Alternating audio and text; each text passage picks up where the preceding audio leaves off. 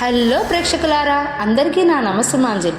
దేవరాజ సేవ్యమాన పావనాంగ్రి పంకజం వ్యాలయజ్ఞ సూత్రమిందు శేఖరం కృపాకరం నారదాది యోగి బృంద వందితం దిగంబరం కాశికాపురాదినాథ కాలభైరవం భజే కాశికాపురాదినాథ కాలభైరవం భజే. సింహాచల క్షేత్రానికి క్షేత్రపాలకుడిగా స్వయంభూగా వెలిసిన శ్రీ కాలభైరవ స్వామివారి దేవాలయ విశేషాలను వీక్షిద్దాం. సింహాచలం నుండి 5 కిలోమీటర్ల దూరంలో మన కాలభైరవ స్వామివారి ఆలయం వెలిసింది. 17వ శతాబ్దంలో విజయనగర రాజుల స్వప్నంలో కనబడి ఆయనకు పూజలు జరిపించాలని స్వామివారే స్వయంగా చెప్పారట.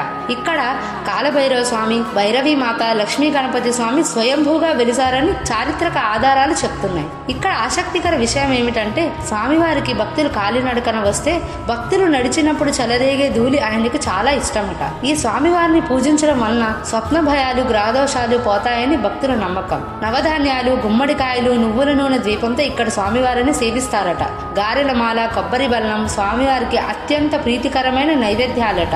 కాలభైరవ స్వామివారిని దర్శిస్తే ఆ పరమేశ్వరుడు ఆయుష్ని ప్రసాదిస్తాడని ప్రతీతి.